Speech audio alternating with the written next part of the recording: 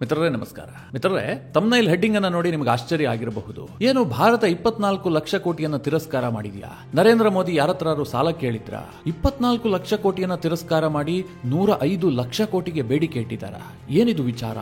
105 ಲಕ್ಷ ಕೋಟಿನ ಭಾರತ ಸಾಲ ಮಾಡ್ತಾ ಇದೆಯಾ ಅಥವಾ ಲೋನ್ ತೆಗೆದುಕೊಳ್ತಾ ಇದೆಯಾ? ಯಾಕೆ ನರೇಂದ್ರ ಮೋದಿ ಸರ್ಕಾರ ಇದನ್ನ ತಿರಸ್ಕಾರ ಮಾಡಿದೆ? ಅಷ್ಟೊಂದು ದೊಡ್ಡ ಅಮೌಂಟ್ಗೆ ಬೇಡಿಕೆ ಇಡ್ತಾ ಇದೆ? ಹೀಗೆ ಅನೇಕ ಪ್ರಶ್ನೆಗಳು ನಿಮ್ಮ ತಲೆಯಲ್ಲಿ ಓಡಾಡ್ತಾ ಇದೆ ತಾನೆ? ಮಿತ್ರರೇ, ಇಲ್ಲಿ ನರೇಂದ್ರ ಮೋದಿ ಸರ್ಕಾರ ಭಾರತಕ್ಕೋಸ್ಕರವಾಗಿ ಹಣವನ್ನು ಕೇಳಿಲ್ಲ, ಜೊತೆಗೆ ಭಾರತಕ್ಕೋಸ್ಕರವಾಗಿ ಹಣವನ್ನು ತಿರಸ್ಕಾರ ಕೂಡ ಮಾಡಿಲ್ಲ. ಇದೊಂದು ದೊಡ್ಡ ವಿಚಾರ. ಪಾಶ್ಚಿಮಾತ್ಯ ದೇಶಗಳು ಈ ಹಿಂದೆ ಹಸುವಿನ ಹಾಲು ಕರೆದು ತುಪ್ಪ ತಿಂದುಬಿಟ್ಟು ಎಲ್ಲ ಚೆನ್ನಾಗಿ ಸುಖ ಅನುಭವಿಸಿದ್ದಾರೆ. ಈಗ ಬರ್ಡ್ ಹಸುವನ್ನ ಭಾರತದಂತಹ ದೇಶಗಳಿಗೆ ರವಾನಿಸೋದಕ್ಕೆ ನಿರ್ಧಾರ ಮಾಡಿದ್ವು. ಅದರ ವಿರುದ್ಧ ಈಗ ಭಾರತ ಸಿಡಿದೆದ್ದಿತ್ತು. ನೀವು ಮೂಗಿಗೆ ತುಪ್ಪ ಸವರುವಂತಹ ಕೆಲಸ ಮಾಡಬೇಡಿ, ನಾವಿದನ್ನು ಒಪ್ಕೊಳ್ಳೋದಿಲ್ಲ ಅಂತ ಹೇಳಿ ಭಾರತ ಹಲವು ದೇಶಗಳ ಪ್ರತಿನಿಧಿಯಾಗಿ ಇದನ್ನು ತಿರಸ್ಕಾರ ಮಾಡಿದೆ. ಇದರ ದೊಡ್ಡ ವಿಚಾರ. ಯಾಕೋಸ್ಕರವಾಗಿ ಪಾಶ್ಚಿಮಾತ್ಯ ದೇಶಗಳು 24 ಲಕ್ಷ ಕೋಟಿಯ ಆಫರ್ ಅನ್ನ ಮಾಡಿದ್ವು, ಅದನ್ನ ಭಾರತ ಯಾಕೆ ತಿರಸ್ಕಾರ ಮಾಡಿದೆ? ಏನಿದು ವಿಚಾರ? ಎಲ್ಲವುದನ್ನ ಈ ವಿಡಿಯೋದಲ್ಲಿ ಡೀಟೇಲ್ ಆಗಿ ನಿಮಗೆ ತಿಳಿಸಿಕೊಡುವಂತಹ ಪ್ರಯತ್ನ ಮಾಡ್ತೀನಿ. ನೀವು ಈ ವಿಡಿಯೋನ ಕೊನೆವರೆಗೂ ಮಿಸ್ ಮಾಡದೆ ನೋಡಿ. ಮಿತ್ರರೇ, $300 ಬಿಲಿಯನ್ ಅಂದ್ರೆ 24 ಲಕ್ಷ ಕೋಟಿ ರೂಪಾಯಿ. ಇದನ್ನ ಪಾಶ್ಚಿಮಾತ್ಯ ದೇಶಗಳು ವಿಶ್ವದ ಅನೇಕ ದೇಶಗಳಿಗೆ ನೀಡೋದಕ್ಕೆ ಮುಂದೆ ಬಂದಿದ್ವು. ಆದ್ರೆ ಭಾರತ ಹೇಳ್ತಾ ಇದೆ, ನಿಮ್ಮ 24 ಲಕ್ಷ ಕೋಟಿ ರೂಪಾಯಿ ನಮಗೆ ಬೇಕಾಗಿಲ್ಲ. ಕೊಡೋದಾದ್ರೆ $1.3 ಟ್ರಿಲಿಯನ್ ಹಣವನ್ನ ಕೊಡಿ. ಅಂದ್ರೆ ಇವತ್ತಿನ ರೂಪಾಯಿಯಲ್ಲಿ ಹೇಳಬೇಕು ಅಂತಂದ್ರೆ 104ರಿಂದ 105 ಲಕ್ಷ ಕೋಟಿ ರೂಪಾಯಿ. ಯೋಚನೆ ಮಾಡೋದಕ್ಕಾದ್ರೂ ಸಾಧ್ಯವಾ? ಇಲ್ಲಿ ಒಂದನ್ನ ಗಮನಿಸಿ, ಇದು ಕೇವಲ ಭಾರತದ ವಿಚಾರ ಅಲ್ಲ. ಭಾರತ ಇಲ್ಲಿ ಪ್ರತಿಕ್ರಿಯೆ ನೀಡಿದೆ ಅಷ್ಟೇ. ಈ ಇಡೀ ವಿಚಾರ ಬಂದ್ಬಿಟ್ಟು ಕ್ಲೈಮೇಟ್ ಚೇಂಜ್ ನ ಕುರಿತಾಗಿ. ನಿಮಗೆಲ್ಲ ಗೊತ್ತು, ಇವತ್ತು ವಿಶ್ವದಲ್ಲಿ ದೊಡ್ಡ ತಲೆಬಿಸಿ ವಿಚಾರ ಅಂತಂದ್ರೆ ಕ್ಲೈಮೇಟ್ ಚೇಂಜ್. ಗ್ಲೋಬಲ್ ವಾರ್ಮಿಂಗ್ ಆಗ್ತಾ ಇದೆ. ಒಂದು ಕಡೆ ಅಂಟಾರ್ಟಿಕಾದಲ್ಲಿರುವಂತಹ ಹಿಮ ಕರಗಿ ಬರ್ತಾ ಇದೆ. ಭಾರತದ ಹಿಮಾಲಯದಲ್ಲಿರುವಂತಹ ಹಿಮ ಕರಗಿ ಹೋಗ್ತಾ ಇದೆ.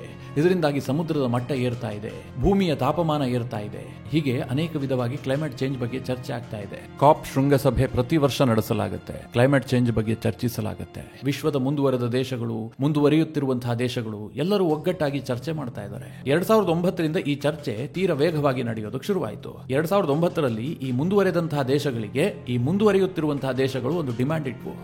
ನೀವೀಗಾಗಲೇ ತುಪ್ಪ ತಿಂದುಬಿಟ್ಟಿದ್ದೀರಿ, ನಾವೀಗ ತುಪ್ಪ ರೆಡಿ ಮಾಡೋದಕ್ಕೆ ಹೊರಟಿದ್ದೀವಿ. ಈಗ ನೀವು ತುಪ್ಪ ಮಾಡಬೇಡಿ ಅಂತ ಹೇಳಿದ್ರೆ ಏನೇನೋ ಕನ್ಫ್ಯೂಷನ್ ಆಗ್ತಾ ಇದೆ ಅಲ್ವಾ ನಿಮಗೆ? ಕ್ಲೈಮೇಟ್ ಚೇಂಜ್ಗೂ ತುಪ್ಪ ತಿನ್ನೋದಕ್ಕೂ ಏನ್ ಸಂಬಂಧ ಅಂತ ಯೋಚನೆ ಮಾಡ್ತಿದ್ದೀರಾ? ಹಾಗಲ್ಲ ಮಿತ್ರರೇ, ಇವತ್ತು ಕ್ಲೈಮೇಟ್ ಚೇಂಜ್ ಆಗಿದೆಯಪ್ಪ. ವಿಶ್ವದಲ್ಲಿ ತಾಪಮಾನ ಜಾಸ್ತಿ ಆಗಿದೆ. ಯಾರಿಂದ ಆಗಿದೆ? ಭಾರತ ಇರಬಹುದು, ದಕ್ಷಿಣ ಏಷ್ಯಾದ ರಾಷ್ಟ್ರಗಳಿರಬಹುದು, ಆಗ್ನೇಯ ಏಷ್ಯಾದ ರಾಷ್ಟ್ರಗಳಿರಬಹುದು, ಆಫ್ರಿಕಾದ ರಾಷ್ಟ್ರಗಳಿರಬಹುದು. ಈ ದೇಶಗಳಿಂದ ಆಗಿದೆಯಾ? ಖಂಡಿತವಾಗ್ಲೂ ಇಲ್ಲ. ಪಾಶ್ಚಿಮಾತ್ಯ ದೇಶಗಳಿಂದ ಆಗಿದೆ, ಅಮೆರಿಕದಿಂದ ಆಗಿದೆ, ಆಸ್ಟ್ರೇಲಿಯಾದಿಂದ ಆಗಿದೆ, ಜಪಾನ್ನಿಂದ ಆಗಿದೆ. ಯಾಕೆ ಕೇಳಿದ್ರೆ ಅವರು ಮುಂದುವರೆದು ಬಿಟ್ಟಿದ್ದಾರೆ. ಅಲ್ಲಿ ಸಾಕಷ್ಟು ಇಂಡಸ್ಟ್ರಿಗಳು ಬಂದ್ ಹೋಗಿದಾವೆ. ಅವರು 200 ವರ್ಷದ ಹಿಂದೆಯೇ ಇಂಡಸ್ಟ್ರಿಗಳನ್ನೆಲ್ಲ ತಂದುಬಿಟ್ಟು ವಿಪರೀತವಾಗಿ ಅಭಿವೃದ್ಧಿ ಆಗಿದ್ದಾರೆ. ಅವರು ಅಭಿವೃದ್ಧಿ ಆಗೋದಕ್ಕೆ ಇಡೀ ಪರಿಸರವನ್ನ ಕುಲಗೆಡಿಸ್ಬಿಟ್ಟಿದ್ದಾರೆ. ಗ್ಲೋಬಲ್ ವಾರ್ಮಿಂಗ್ ಗೆ ಯಾರು ಕಾರಣ? ಇವತ್ತು ಭಾರತ ಅಭಿವೃದ್ಧಿ ಆಗ್ತಾ ಇದೆ, ಅದಕ್ಕೆ ಗ್ಲೋಬಲ್ ವಾರ್ಮಿಂಗ್ ಆಗ್ತಾ ಇದೆಯಾ? ಖಂಡಿತವಾಗ್ಲೂ ಇಲ್ಲ. ಇವರು ಈ ಹಿಂದೆಯೇ ವಾತಾವರಣಕ್ಕೆ ಅನೇಕ ಪ್ರಕಾರದ ಇಂಗಾಲಗಳನ್ನು ಬಿಟ್ಟುಬಿಟ್ಟಿದ್ದಾರೆ. ಇದರಿಂದಾಗಿ ವಾತಾವರಣದಲ್ಲಿ ವ್ಯತ್ಯಾಸ ಆಗಿದೆ, ಗ್ಲೋಬಲ್ ವಾರ್ಮಿಂಗ್ ಆಗಿದೆ. ಇವತ್ತು ಕ್ಲೈಮೇಟ್ ಚೇಂಜ್ ನ ಇಶ್ಯೂ ರೈಸ್ ಆಗಿದೆ. ಅದಕ್ಕೆ 2009ರಲ್ಲಿ ತೀರ್ಮಾನ ಮಾಡಲಾಗುತ್ತೆ, ನೀವೀಗಾಗಲೇ ಅದರ ಲಾಭವನ್ನ ಪಡೆದುಕೊಂಡಿದ್ದೀರಿ, ಹೀಗಾಗಿ ಈಗ ಲಾಭ ಮಾಡ್ಕೊಳ್ಳೋದಕ್ಕೆ ಹೊರಡ್ತಾ ಇದಾರಲ್ಲ, ಈಗ ಇಂಡಸ್ಟ್ರಿಗಳನ್ನ ಸ್ಥಾಪನೆ ಮಾಡಿ ದೇಶ ಅಭಿವೃದ್ಧಿ ಆಗಬೇಕು ಅಂತ ಕನಸು ಕಾಣ್ತಾ ಇದಾರಲ್ಲ, ಆ ದೇಶಗಳ ಮೇಲೆ ನೀವು ನಿರ್ಬಂಧವನ್ನು ವಿಧಿಸಬೇಡಿ. ನೀವು ಇಂಡಸ್ಟ್ರಿಗಳನ್ನ ಮಾಡಬಾರದು, ನೀವು ಅಂತಹ ಇಂಡಸ್ಟ್ರಿಗಳನ್ನ ಮಾಡಿದ್ರೆ ಅದರಿಂದ ಗ್ಲೋಬಲ್ ವಾರ್ಮಿಂಗ್ ಆಗುತ್ತೆ, ಅದಕ್ಕೆಲ್ಲ ನೀವು ತಡಿಬೇಕು. ಈ ರೀತಿಯ ಹೇಳಿಕೆಗಳನ್ನು ಕೊಡಬೇಡಿ.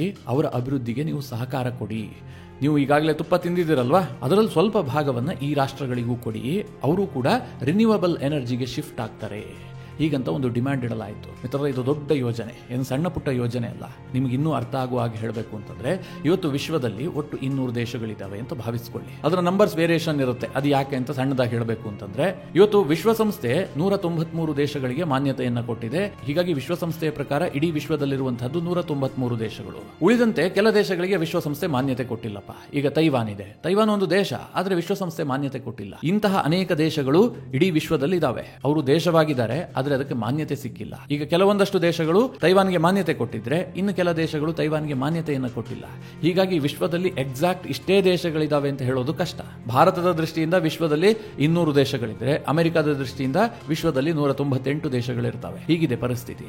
ನಾನು ಓವರ್ ಆಲ್ ಆಗಿ ಹೇಳ್ತಾ ಇದ್ದೀನಿ, ವಿಶ್ವದಲ್ಲಿ 200 ದೇಶಗಳಿದಾವಪ್ಪ. ಅದರಲ್ಲಿ ಸರಿಸುಮಾರು ಒಂದು 60 ದೇಶಗಳು ಅಭಿವೃದ್ಧಿ ಹೊಂದಿದಂತಹ ದೇಶಗಳು. ಯಾವ ದೇಶಗಳು? ಪಾಶ್ಚಿಮಾತ್ಯ ದೇಶಗಳು. UK ಇರಬಹುದು, ಜರ್ಮನಿ ಇರಬಹುದು, ಫ್ರಾನ್ಸ್ ಇರಬಹುದು, ಅಮೆರಿಕ, ಕೆನಡಾ, ಆಸ್ಟ್ರೇಲಿಯಾ, ಜಪಾನ್. ಇವರೆಲ್ಲ ತೀರಾ ಅಭಿವೃದ್ಧಿ ಹೊಂದಿದ್ದಾರೆ. ಅಲ್ಲೇನೋ ಇನ್ನು ಅಭಿವೃದ್ಧಿ ಆಗಬೇಕು, ಅಲ್ಲಿ ಜನರ ಜೀವನ ಮಟ್ಟ ಸುಧಾರಣೆ ಆಗಬೇಕು, ಅದು ಯಾವುದೂ ಇಲ್ಲ. ಅವರು ಸಾಕಷ್ಟು ಅಭಿವೃದ್ಧಿ ಹೊಂದಿ ಅಭಿವೃದ್ಧಿಯ ತುತ್ತ ತುದಿಯನ್ನು ತಲುಪಿದ್ದಾರೆ. ಇನ್ನುಳಿದಂತಹ 140 ದೇಶಗಳಿದಾವಲ್ಲ, ಇದರಲ್ಲಿ ಸರಿಸುಮಾರು ಒಂದು 60ರಿಂದ 70 ದೇಶಗಳು ಅಂಡರ್ ಡೆವಲಪ್ಡ್ ದೇಶಗಳು, ಅಲ್ಲಿ ಅಭಿವೃದ್ಧಿ ಆಗಿಲ್ಲ, ತೀರಾ ಹಿಂದುಳಿದಿದ್ದಾವೆ. ಉದಾಹರಣೆಗೆ ಆಫ್ರಿಕಾದ ದೇಶಗಳು, ಅಲ್ಲಿನ ಜನರಿಗೆ ಬೇಸಿಕ್ ನೀಡ್ಸೇ ಇಲ್ಲ, ಅಲ್ಲಿ ಇಂಡಸ್ಟ್ರಿಗಳೆಲ್ಲ ಕನಸಿನ ಮಾತು, ಆ ಪರಿಸ್ಥಿತಿಯಲ್ಲಿದ್ದಾವೆ. ಇನ್ನು ಕೆಲ ದೇಶಗಳು ಅಭಿವೃದ್ಧಿಶೀಲ ದೇಶಗಳು, ಉದಾಹರಣೆಗೆ ಭಾರತ ಇದೆ, ಅಥವಾ ಪಶ್ಚಿಮ ಏಷ್ಯಾದ ದೇಶಗಳಿದಾವೆ. ಇವರೆಲ್ಲರೂ ಈಗ ಅಭಿವೃದ್ಧಿ ಆಗ್ತಾ ಇದ್ದಾರೆ. ಭಾರತ ಅತ್ಯಂತ ವೇಗವಾಗಿ ಅಭಿವೃದ್ಧಿ ಆಗ್ತಾ ಇದೆ. ಅಭಿವೃದ್ಧಿ ಆಗ್ತಾ ಇದೆ ಅಂತಂದ್ರೆ ಅರ್ಥ ಏನು? ಅಲ್ಲಿ ಸಾಕಷ್ಟು ಪ್ರಮಾಣದಲ್ಲಿ ಇಂಡಸ್ಟ್ರಿಗಳು ಬರ್ತಾ ಇದ್ದಾವೆ, ವೇಗವಾಗಿ ಅಭಿವೃದ್ಧಿ ಆಗ್ತಾ ಇದೆ, ಹೊಸ ಹೊಸ ಟೆಕ್ನಾಲಜಿಗಳನ್ನು ಅವರು ಅಳವಡಿಸಿಕೊಳ್ತಾ ಇದ್ದಾರೆ. ಹೀಗಾಗಿ COP29 ನಲ್ಲಿ ಒಂದು ತೀರ್ಮಾನ ಮಾಡಲಾಗುತ್ತೆ, ಈ ಅಭಿವೃದ್ಧಿಶೀಲ ದೇಶಗಳಿದಾವಲ್ಲ, ಜೊತೆಗೆ ಅಭಿವೃದ್ಧಿಯಲ್ಲಿ ಹಿಂದುಳಿದಂತಹ ದೇಶಗಳಿದಾವಲ್ಲ, ಇವರೆಲ್ಲರಿಗೂ ಕೂಡ ಈಗಾಗಲೇ ಅಭಿವೃದ್ಧಿ ಹೊಂದಿದಂತಹ ದೇಶಗಳು ಸ್ವಲ್ಪ ಹಣವನ್ನು ಕೊಡಬೇಕು. ಯಾಕೆ? ಅವರು ರಿನ್ಯೂವಬಲ್ ಎನರ್ಜಿಗೆ ಶಿಫ್ಟ್ ಆಗಬೇಕು. ಈಗ ಅಭಿವೃದ್ಧಿ ಆಗಬೇಕು ಅಂತಂದ್ರೆ ಮುಖ್ಯವಾಗಿ ಅಲ್ಲಿ ಪಾತ್ರ ವಹಿಸುವಂತದ್ದೇನು? ಪವರ್. ನೀವು ಯಾವುದಾದ್ರೂ ಒಂದು ಪವರ್ ಬೇಕೇ ಬೇಕು. ನೀವು ಕಚ್ಚಾ ತೈಲದಿಂದ ಆ ಶಕ್ತಿಯನ್ನು ತೆಗೆದುಕೊಳ್ತಿರೋ, ಸೌರಶಕ್ತಿಯನ್ನು ತೆಗೆದುಕೊಳ್ತಿರೋ, ಅಥವಾ ಅಣು ವಿದ್ಯುತ್ ಅನ್ನು ತಯಾರು ಮಾಡ್ತಿರೋ, ಏನಾದ್ರೂ ಒಂದು ಶಕ್ತಿಯ ಮೂಲ ಬೇಕೇ ಬೇಕಲ್ವಾ? ನೀವು ರಿನ್ಯೂವಬಲ್ ಎನರ್ಜಿಗೆ ಶಿಫ್ಟ್ ಆಗಿದ್ದೆ ಆದ್ರೆ ಅದು ಗ್ಲೋಬಲ್ ವಾರ್ಮಿಂಗ್ಗೆ ಕಾರಣ ಆಗೋದಿಲ್ಲ. ಅಂದ್ರೆ ಸೌರಶಕ್ತಿಗೆ ಶಿಫ್ಟ್ ಆಗುವಂತದ್ದು, ಪವನ ಶಕ್ತಿಗೆ ಶಿಫ್ಟ್ ಆಗುವಂತದ್ದು, ಇದಕ್ಕೆ ಅವರಿಗೆ ಸಹಾಯ ಮಾಡಬೇಕು. ಈ ಕಾರಣದಿಂದಾಗಿ ಅಭಿವೃದ್ಧಿ ಹೊಂದಿದಂತಹ ದೇಶಗಳು, ಈಗಾಗಲೇ ಹೆಚ್ಚು ತುಪ್ಪ ತಿಂದಂತಹ ದೇಶಗಳು ಈ ಬಡ ರಾಷ್ಟ್ರಗಳಿಗೆ ಅಥವಾ ಮುಂದುವರಿಯುತ್ತಿರುವಂತಹ ರಾಷ್ಟ್ರಗಳಿಗೆ ಹಣ ಸಹಾಯವನ್ನು ಮಾಡಬೇಕು. ಹೀಗಂತ ತೀರ್ಮಾನ ಮಾಡಲಾಯಿತು. 2009ರಲ್ಲಿ ಪಶ್ಚಿಮದ ದೇಶಗಳೇನು ಹೇಳಿದ್ವು? ಸರಿ, ಹಾಗಿದ್ರೆ ನಾವು ವರ್ಷದಲ್ಲಿ $100 ಬಿಲಿಯನ್ ಹಣವನ್ನು ಕೊಡ್ತೀವಿ. ಆಗ್ಲೂ ಮಿತ್ರರೇ, ಭಾರತ ಅದನ್ನ ತಿರಸ್ಕಾರ ಮಾಡಿತು. ನಿಮ್ಮ $100 ಬಿಲಿಯನ್ ಹಣ ಇಟ್ಕೊಂಡು ನಾವೇನ್ ಮಾಡೋದಕ್ಕೆ ಸಾಧ್ಯ? ನೀವು ಮೂಗಿಗೆ ತುಪ್ಪ ಸವರುವಂತಹ ಕೆಲಸ ಮಾಡಬೇಡಿ, ಇದರಿಂದ ನಮ್ಮ ಮೇಲೆ ಒತ್ತಡ ಜಾಸ್ತಿ ಆಗುತ್ತೆ ಹೊರತು ನಮಗೆ ಯಾವುದೇ ರೀತಿಯಲ್ಲೂ ಲಾಭ ಆಗೋದಿಲ್ಲ ಅಂತ ಭಾರತ ಹೇಳ್ತು. ಮಿತ್ರರೇ, ಅದು ಹಾಗೆಯೇ ನಡೆದುಕೊಂಡು ಬರ್ತಾ ಇತ್ತು. ಈಗ 2024ರಲ್ಲಿ ಅಜರ್ಬೈಜಾನ್ ನಲ್ಲಿ ಒಂದು COP29 ಸಭೆ ನಡೆಯುತ್ತೆ. ಅಲ್ಲಿ ಪಶ್ಚಿಮದ ದೇಶಗಳೇನು ಹೇಳಿದ್ವು? ಈ ಬಾರಿ ನಾವು $300 ಬಿಲಿಯನ್ ಹಣವನ್ನು ಕೊಡೋದಕ್ಕೆ ಸಿದ್ಧ ಇದ್ದೀವಿ. ವಾರ್ಷಿಕವಾಗಿ $300 ಬಿಲಿಯನ್. ಭಾರತದ ರೂಪಾಯಿಯಲ್ಲಿ ಹೇಳಬೇಕು ಅಂತಂದ್ರೆ ಒಂದು 24 ಲಕ್ಷ ಕೋಟಿ. ಇದೇನು ಒಂದು ದೇಶಕ್ಕೆ ಕೊಡುವಂತಹದ್ದ? ಸರಿಸುಮಾರು ಒಂದು 140 ದೇಶಗಳಿಗೆ ಹಂಚಿಕೆ ಆಗುತ್ತೆ. ಭಾರತದ ವಿಚಾರಕ್ಕೆ ಬಂದ್ರೆ ಇವರು $300 ಬಿಲಿಯನ್ ಹಣ ಕೊಟ್ರೆ ಭಾರತಕ್ಕೆ $1-2 ಬಿಲಿಯನ್ ಸಿಗಬಹುದು, ಹೆಚ್ಚು ಅಂತಂದ್ರೆ $3 ಬಿಲಿಯನ್ ಸಿಗಬಹುದು. ಮಿತ್ರರೇ, ಭಾರತ ಎಷ್ಟು ದೊಡ್ಡ ದೇಶ. ಇಲ್ಲಿ ನಾವು ಪವರ್ ಶಿಫ್ಟ್ ಮಾಡಬೇಕು ಅಂತಂದ್ರೆ, ಈಗ ನಾವು ಪೆಟ್ರೋಲ್ ಅನ್ನು ಬಳಸ್ತಾ ಇದೀವಿ, ನಾಳೆ ನಾವು ಸೌರ ವಿದ್ಯುತ್ ಅನ್ನು ಬಳಸ್ತೀವಿ, ಅಥವಾ ಬ್ಯಾಟರಿ ಚಾಲಿತ ಕಾರನ್ನು ರೆಡಿ ಮಾಡ್ತೀವಿ ಅಂತಂದ್ರೆ ಎಷ್ಟು ಹಣ ಬೇಕಾಗುತ್ತೆ, ಎಷ್ಟು ದೊಡ್ಡ ಬಜೆಟ್ ಬೇಕಾಗುತ್ತೆ. ಅದಕ್ಕೆ ಈ ಪಾಶ್ಚಿಮಾತ್ಯರು ಭಿಕ್ಷೆ ರೂಪದಲ್ಲಿ ಒಂದು $2-3 ಬಿಲಿಯನ್ ಹಣ ಕೊಟ್ಟು ಬಿಟ್ರೆ ನಮ್ಗೆ ಅದರಿಂದ ಒತ್ತಡ ಜಾಸ್ತಿ ಆಗುತ್ತೆ. ಪಾಶ್ಚಿಮಾತ್ಯರು ಹೇಳೋದಕ್ಕೆ ಶುರು ಮಾಡ್ತಾರೆ, ನಾವು ಹಣ ಕೊಟ್ಟಿದ್ದೀವಿ, ನೀವೇನು ಡೆವಲಪೇ ಮಾಡಿಲ್ಲ, ನೀವಿನ್ನೂ ಕೂಡ ಪೆಟ್ರೋಲ್ ಕಾರನ್ನೇ ಓಡಿಸ್ತಾ ಇದ್ದೀರಿ, ಡೀಸೆಲ್ ಬಸ್ಗಳನ್ನೇ ಓಡಿಸ್ತಾ ಇದ್ದೀರಿ, ಯಾಕೆ ಇನ್ನೂ ಕನ್ವರ್ಟ್ ಮಾಡಿಲ್ಲ? ಹೀಗೆ ಕೇಳೋದಕ್ಕೆ ಶುರು ಮಾಡ್ತಾರೆ. ಅನಗತ್ಯವಾಗಿ ಭಾರತದ ಮೇಲೆ ಒತ್ತಡ ಸೃಷ್ಟಿಯಾಗುತ್ತೆ. ಅದಕ್ಕೆ ಭಾರತ ಈ ಬಾರಿ ಹೇಳಿದೆ, ನಿಮ್ಮ ಈ ಭಿಕ್ಷೆಯ ಹಣ ನಮಗೆ ಬೇಕಾಗಿಲ್ಲ, ಕೊಡೋದಾದ್ರೆ $1,300 ಬಿಲಿಯನ್ ಹಣವನ್ನು ಕೊಡಿ, ಅಂದ್ರೆ $1.3 ಟ್ರಿಲಿಯನ್ ಹಣವನ್ನು ಕೊಡಿ ಅಂತ ಭಾರತ ಡಿಮ್ಯಾಂಡ್ ಇಟ್ಟಿದೆ.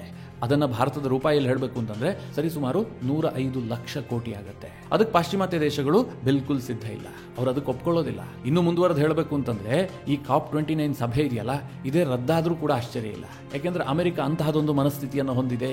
ಬೈಡನ್ಗೆ ಈ COP29 ಬಗ್ಗೆ ಬಹಳ ಉತ್ಸಾಹ ಇತ್ತು. ವಿಶ್ವದಲ್ಲಿ ಆಗ್ತಿರುವಂತಹ ಕ್ಲೈಮೇಟ್ ಚೇಂಜ್ ಅನ್ನು ತಡಿಬೇಕು. ಯಾಕೆಂತಂದ್ರೆ ಕ್ಲೈಮೇಟ್ ಚೇಂಜ್ ಯಾವುದೋ ಒಂದು ದೇಶಕ್ಕೆ ಎಫೆಕ್ಟ್ ಮಾಡೋದಿಲ್ಲ. ಗ್ಲೋಬಲ್ ವಾರ್ಮಿಂಗ್ ಆದ್ರೆ ಇಡೀ ವಿಶ್ವವೇ ಅದರಿಂದ ಸಫರ್ ಪಡಬೇಕು. ಅಮೆರಿಕವೂ ಕೂಡ ಅದರಿಂದ ಹೊರತಾಗಿರೋದಿಲ್ಲ. ಉದಾಹರಣೆಗೆ ಹೇಳಬೇಕು ಅಂತಂದ್ರೆ ಇಡೀ ವಿಶ್ವದಲ್ಲಿ ಒಂದು 2 ಡಿಗ್ರಿ ತಾಪಮಾನ ಹೆಚ್ಚಾಯ್ತಪ್ಪ, ಇದು ಭಾರತಕ್ಕೆ ಮಾತ್ರ ಹೆಚ್ಚಾಗುತ್ತಾ ಅಥವಾ ಚೈನಾಗೆ ಮಾತ್ರ ಹೆಚ್ಚಾಗುತ್ತಾ?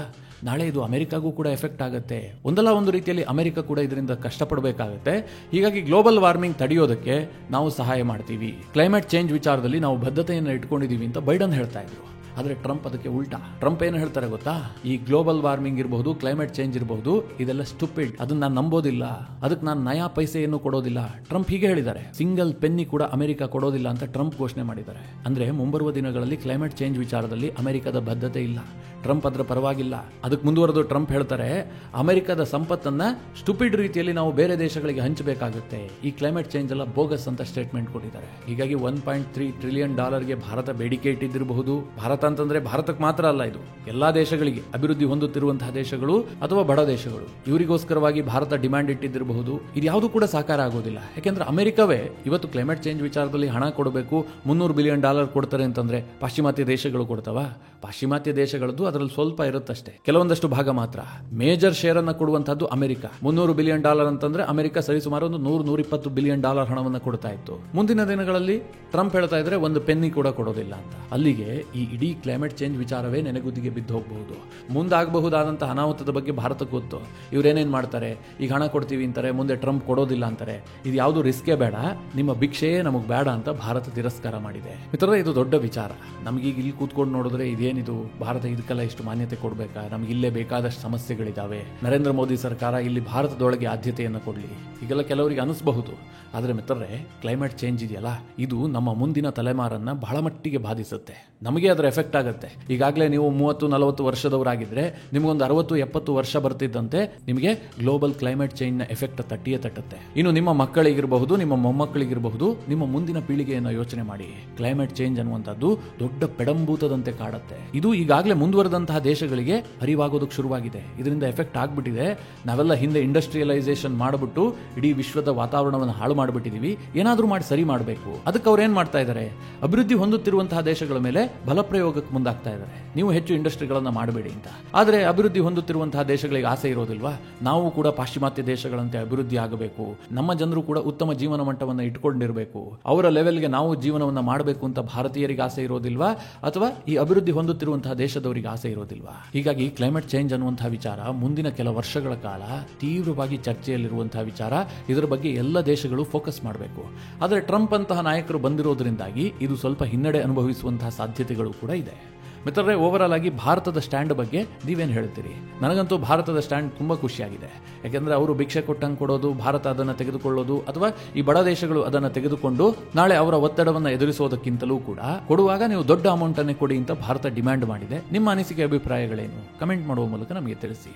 ಹಾಗೆ ನಿಮಗೆ ಈ ವಿಡಿಯೋ ಇಷ್ಟವಾದರೆ ಲೈಕ್ ಮಾಡಿ. ಜೊತೆಗೆ ನೀವಿನ್ನೂ ನಿಮ್ಮ ನೆಚ್ಚಿನ ಸಂಸ್ಕಾರ ಸೌರಭ ಯೂಟ್ಯೂಬ್ ಚಾನಲ್ನ ಸಬ್ಸ್ಕ್ರೈಬ್ ಮಾಡಿಲ್ಲ ಅಂತಾದರೆ ಈ ಕೂಡಲೇ ಸಬ್ಸ್ಕ್ರೈಬ್ ಮಾಡಿ.